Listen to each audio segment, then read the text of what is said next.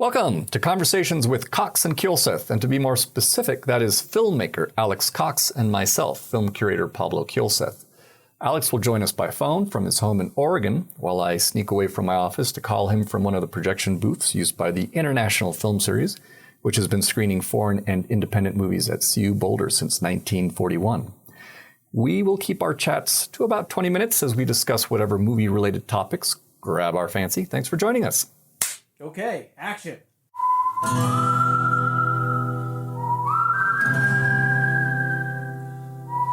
Alejandro, it's good to see you, or I'm not seeing you. I'm seeing Barak. Barak and I are Zooming, but you are not Zooming. So you're joining me and Barak as we talk about Bloody Nose, Empty Pockets, which is going to have a wide virtual theatrical video on demand release on July 24th. Is that right, Barak?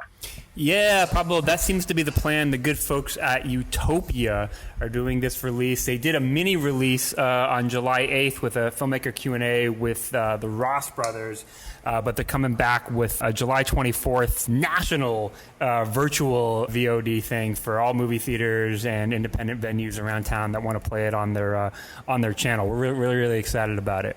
I thought it was National Dive Bar Day when you did the sneak. Yes. Yeah. Okay. Yeah, you might be right. Yeah. National Dive Bar Day. Yes. Yeah, sure. For those just tuning in who might not know anything about Bloody Nose, Empty Pockets, this is actually one of my favorite finds of Sundance of the last Sundance Film Festival, and it premiered as part of in the documentary section. And it chronicles the last 24 hours of a Las Vegas bar before it closes. Here's where I don't know how much I can say before. I mean, Pablo, I think we should talk about it because Go for it. It's not exactly a secret if you Google the movie for 30 seconds that the filmmakers, they've been playing in this mixed use space of a documentary. And what is a documentary when they introduce things of narrative? Alex, you watched it too, right? Yeah. I watched it too. So I feel like they're playing in this world where it's okay if maybe that some of it was staged. Well, now we remember when we walked out of Sundance. I thought the spoiler, is there a spoiler? I didn't even notice a spoiler. the bar closed. Eventually everybody went home, right? Well, let's talk about that because it wasn't really shot in Las Vegas.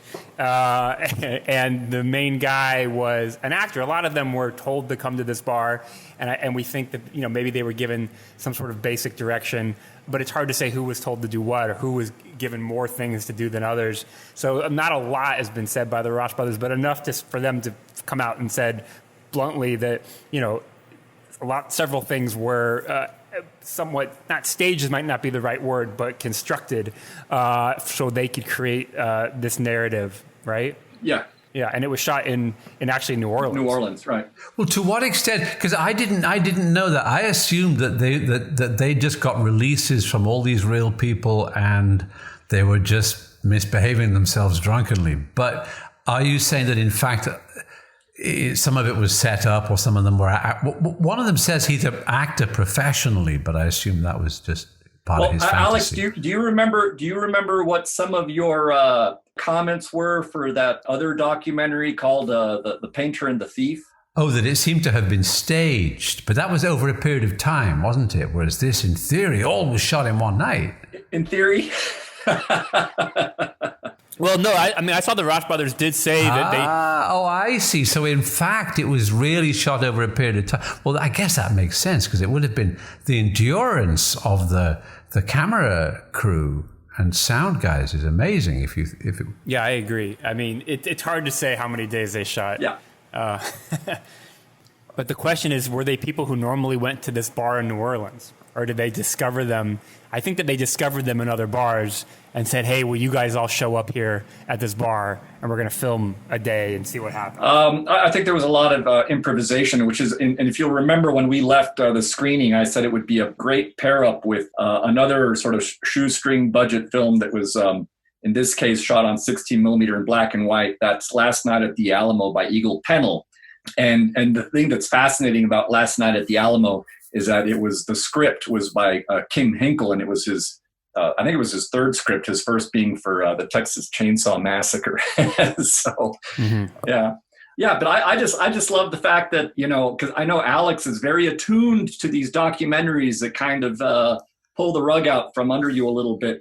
And the only comment that I got from you, Alex, was that it was "Tu dijiste que era triste." Well, I mean, it delivers what it says it's going to deliver, doesn't it? I mean, the guys at the beginning, the only stuff that felt to me like it had been staged and people had been told to say something was like the very first scene, almost, where the bearded bartender and the girl like leaning against the bar and saying, "Well, tonight's the last night. Yeah, it's going to be closed tomorrow," and so that felt like it was a little bit set up. But I didn't realize the rest of it. I just thought that they'd got releases from all these people who got drunker and drunker, and somehow they'd rampaged through and shot the whole thing documentary in a night. Well, I think it's one of the things I liked about this project is that it does feel like a humanitarian story at its heart, because it's about real people. And granted, there's a little bit of embellishments going on, but it still feels very true. Like it feels like, I think people are given a chance to express something very real inside of them.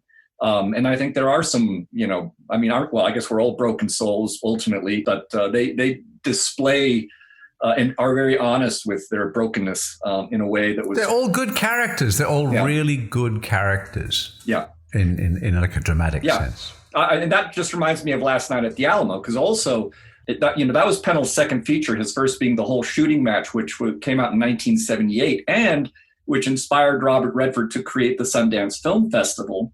And it was shot on short ends and weekends, and everyone volunteered their time, also improvised dialogue. But it's basically, friends getting together, kind of playing themselves. And it's fascinating to me that the film that inspired Redford to start Sundance would then, decades later, provide a platform for Bloody Nose, Empty Pockets, which is going to be available on July 24th.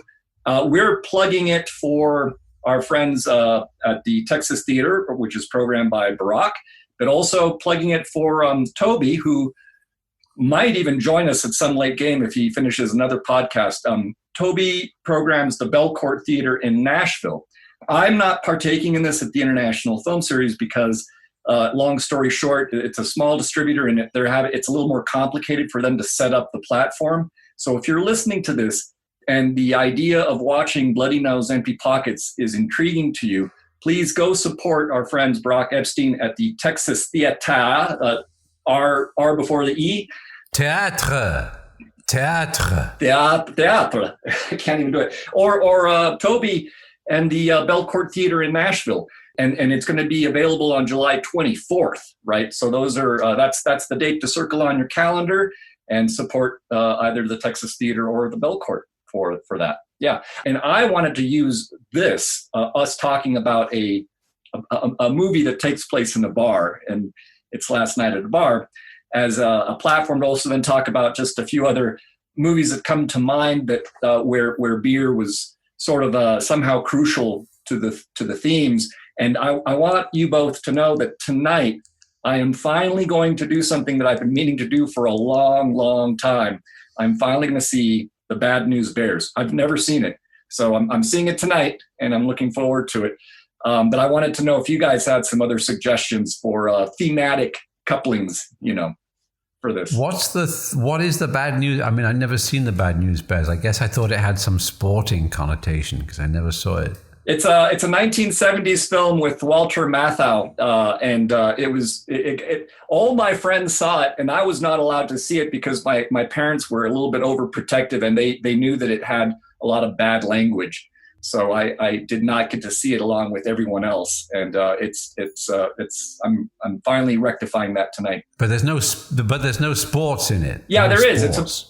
Well, actually, I haven't seen it. So, Barak, why don't you tell Alex what The Bad News Bears is about? I love Alex's description of The Bad News Bears. There is some sporting involved. No, it's just about Walter Matthau runs a crappy little league baseball team, and they're not good until they hire a girl to pitch, and then Walter Matthau drinks a lot. That's kind of the gist. No, but I mean, this is more. I mean, seriously. I come from Liverpool in England, and I hate sports. I hate football. I hate cricket. I hate baseball, basketball, any kind of stupid running after a ball. Well, hold on, Alex. Can I ask you? Because listen. You and I are kindred spirits. That's for dogs to do. That's what dogs do. Okay, Alex. Hold on a second. You and I are kindred spirits. We both hate sports with a passion. But can I tell you that I am a big fan of another politically incorrect 70s film, Slapshot, with Paul Newman, and it's about hockey. But honestly, I don't care about hockey. I don't care about any of that stuff. But it's such the character. I mean, Paul Newman says every word under the sun. And it really is kind of a revelation, and he's basically a passionate drinker, as to say. Have you seen Slapshot, Alex? No, because it's about sports. But it isn't. You can have a movie. Maybe that's the point. We can have a movie. Wait. So Pablo, why are you wanting to watch? Because all my friends loved it, and I missed it when I was a kid. But also because I think Walter Matthau's character is basically, he's a beer hound. Right. So, and we're talking about movies that have to do with people who just, drink a lot of beer, and that falls under, I mean, the other ones that obviously come to mind. And I'm pretty sure, Alex, you and I have talked about this before, because you've seen the Australian film Wake and Fright, right? No, I haven't, because it's about killing kangaroos. And that's right. That's right. Yeah. And that's actually the scene that had everyone walking out here in Boulder. It's a tough scene, but it's a really powerful film. And then I guess the other ones. It used to be called Outback. I remember when it came out. Yeah. Originally, it was called Outback. And that's correct. I didn't see it then. Yeah. Hey, but I've got a sports movie for you. Okay, the one good sports movie, Rollerball. Ah, yes. That's a good film, and it's really well put together and very well directed, and the acting is good, and the sound design is really amazing. Right. Yeah. No, I agree with you on that one. Boy, Alex, you've been on an apocalyptic film jag lately. So, because you showed me some pretty interesting screen grabs about car radios. Oh, yeah. Well, there were two things that we had to pick up. I'll just say them very quickly because I don't want to bore Barak, but we showed the Haunted Hill, the house on Haunted Hill, and it turned out that really is a Frank Lloyd Wright house, right, in Los Feliz in Los Angeles. Right, which was used in Blade Runner too, you said. Which also appears, and if you do an internet search for it, you can find out its history, and it's now in constant danger now, falling down like some other Frank Lloyd Wright houses are, but that might be due to the earthquake-prone nature of Los Feliz. But anyway, so that was very interesting. So the location first chosen by William Castle, long before Blade Runner, was the Frank Lloyd Wright place.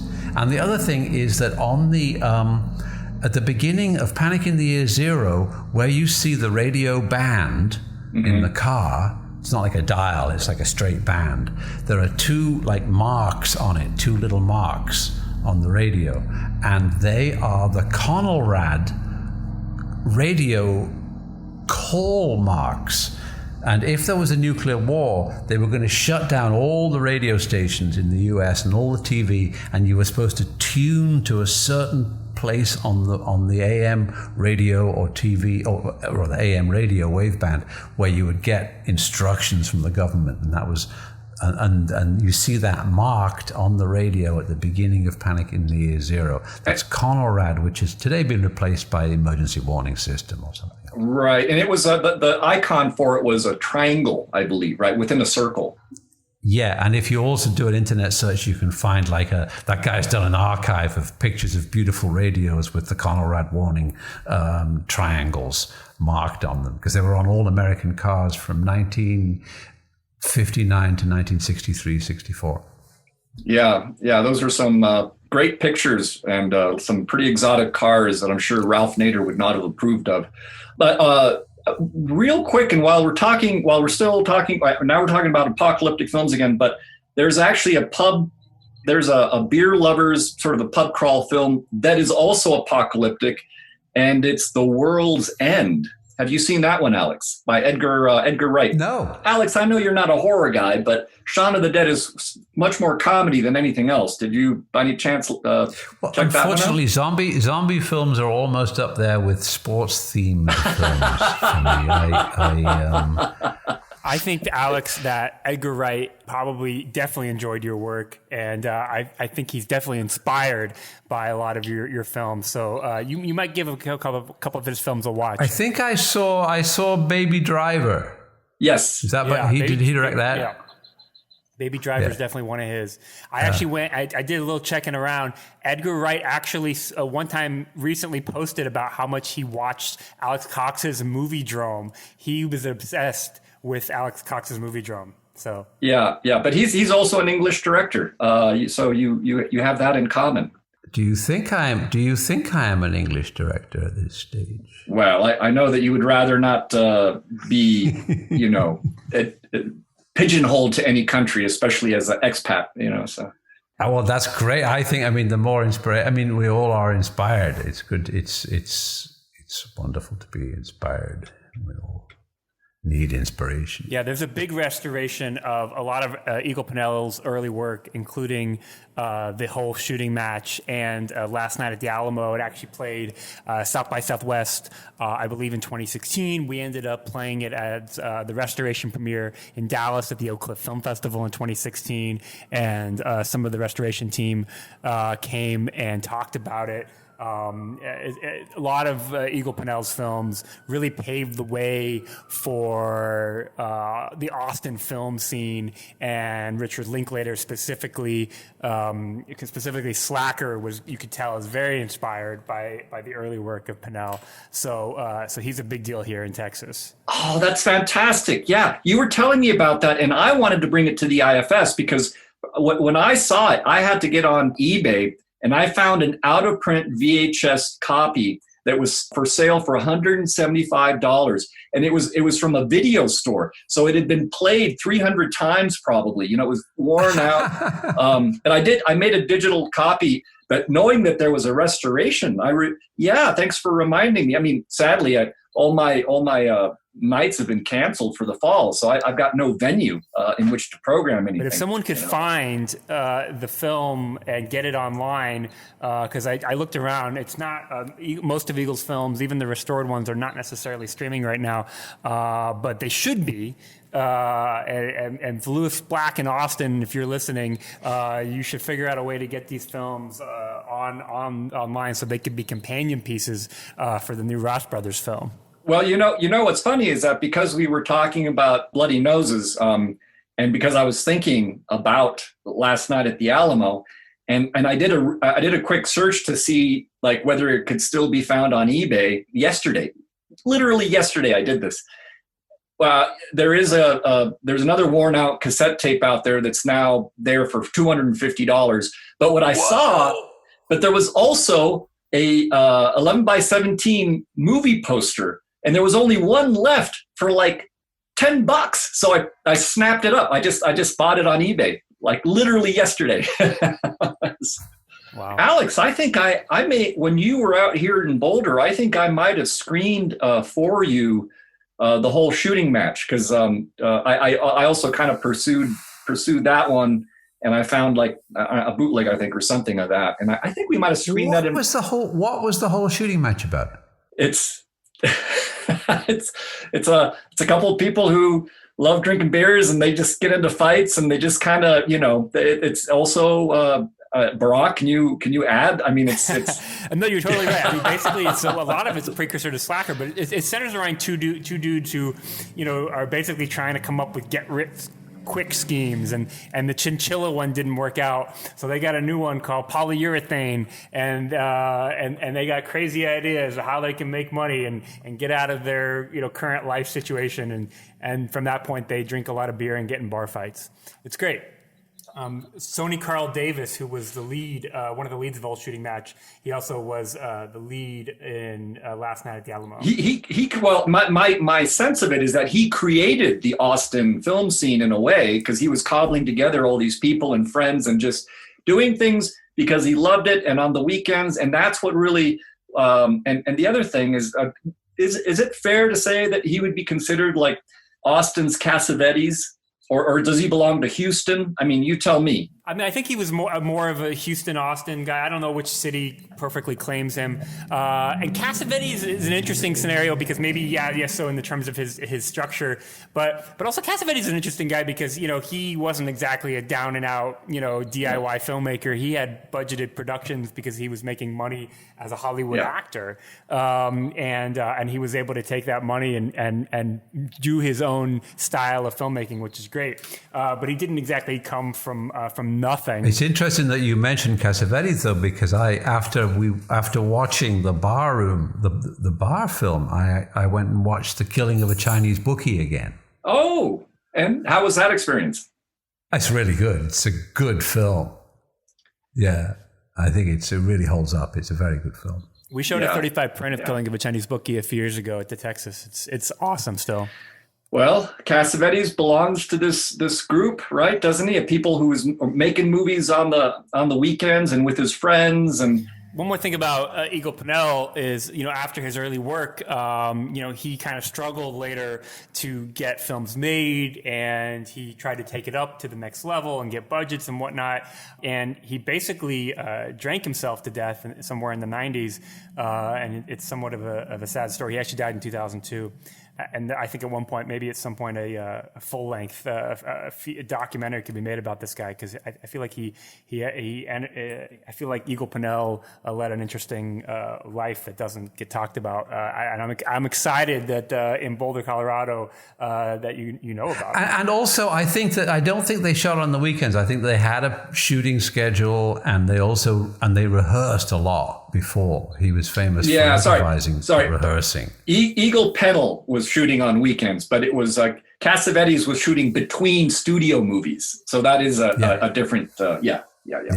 Well, we've actually run a little bit long. It looks like Toby's, it would have been fun if Toby had joined us, because he was talking with someone about Kurosawa, and Alex has done a documentary about Kurosawa. So we could have maybe tried to cap off our talks about Pennell and Cassavetes with a little bit of Kurosawa, but at the same time, that might have bitten off a little bit more than we can chew, especially given that we're running a little bit over right now. So dead patriarchs too. You just get in trouble if you brought in Kurosawa. Leave it at that. Yeah, well, I'm going to call you guys up again soon, and I look forward to what will be. I'm hoping that I'm going to get to talk with Alex about Grace Jones, because she's featured in a documentary that's coming up, that's being put out by Kino Lorber. Oh, speaking of Kino Lorber, I almost forgot. Barak, you let me know that Alex's double feature, the Alex Cox double feature of Highway Patrolman El Patriero, and Straight to Hell. Yeah, it's actually got somebody else has picked it up to screen in the Coolidge. Yeah, the Coolidge. And so that if you go to coolidge.org, you'll see that there's that double feature is there, along with a 20-minute interview with Alex Cox himself. Excellent. Hey, where's the Coolidge? Yeah, it's playing virtually at the Coolidge, Alex. Yeah. And where is it? When the Coolidge is running physically, where is it? Coolidge is in Boston, actually. Excellent. Yeah. And it looks like that starts on July 17th. Hooray! And also, it's playing at the Hollywood Theater in Portland this week, starting as well. Hey, yeah, so that's coming up, and we're still also looking at getting that same double feature up on the IFS website too. That will happen. We're just having some technical glitches, but we will solve them, and we will make sure that those get put up there. Alex knows this. I'm not just blowing smoke up his ass, but El Patrullero is one of my favorite films, along with so many others. But the Highway Patrolman is excellent and criminally underseen. So Yeah, much like Eagle Pennell's work, Highway Patrolman deserves to be in that pantheon of underserved movies that really do deserve a larger audience. And starting on Friday, you can go to the Coolidge website and check out that double feature. Gentlemen, I think we should call it a night. We've definitely gone to 30 minutes instead of our usual 20. But it's been fun. Really always a pleasure talking with Alex and Barak. You've been a nice addition. Hopefully you'll continue. Thank you very much, Pablo. Thank you very much, Mr. Alex Cox. Excellent. Thank you for having us. Sir Alex Cox. Great. All right, gentlemen. Enjoy the rest of your evenings, and we'll talk again soon. I look forward to it. And cut. Okay, that's a wrap.